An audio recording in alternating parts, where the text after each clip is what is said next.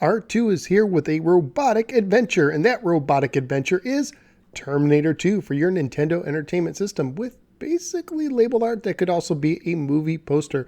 Nonetheless, let's go ahead and take T2, pop it into our NES, and find out how this version holds up. Let's go to the game. Terminator 2 was published by the licensed Junk Network and carries the copyright year of 1992. It is based on the 1991 hit film. T2 is for one player only and only has one mode of difficulty. You control the Arnold Schwarzenegger T-800 Terminator from the future that has been sent to the present day to protect John Connor. In the game, you typically use the D-pad to move your character, the A button to jump, and the B button to punch or fire your weapon. You can also press down to duck, which will be helpful in shooting enemies in the legs who you're not supposed to kill due to John Connor's orders. There is also an isometric motorcycle level, where you use the D-pad to move your bike, the B button to shoot forward, and down in the B button to shoot behind you.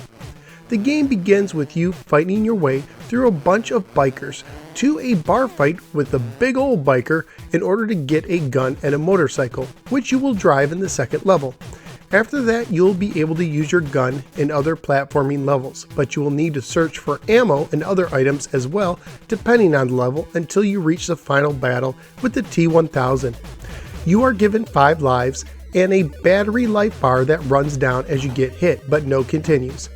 Graphically speaking, the game itself looks pretty good for the most part, especially the scenes that occur in between levels. I also thought the music and sounds were fairly well done as well. Family friendly wise, once again we have an NES game based on an R-rated movie targeted towards kids. You still have animated violence, but the enemies blink instead of bleeding and there is no swearing. On eBay, loose copies are going for about $5 to $15, complete copies were going for $15 to $30, and as always those prices include shipping. So what did I think of T2 on the NES?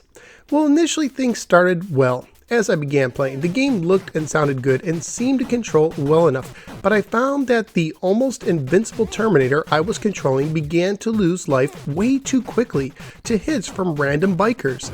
And when I faced the first boss, I quickly got defeated. One time I kept hitting and running for several minutes, but the guy wouldn't go down.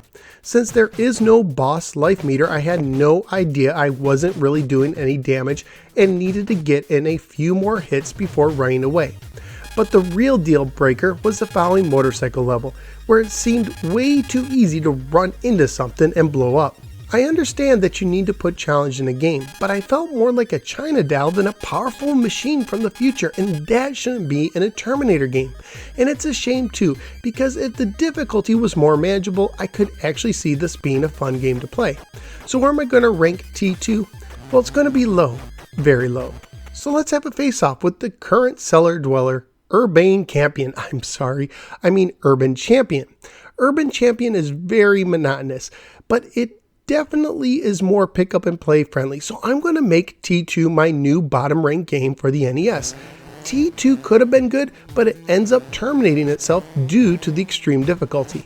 If you enjoy retro-related videos, would you please click the like and subscribe buttons. You can also follow me on the Facebook or the Twitter. Just go to either one and search for The No Swear Gamer. Thank you for giving me a little part of your day. Take care, and I'll be back on the next episode of The No Swear Gamer.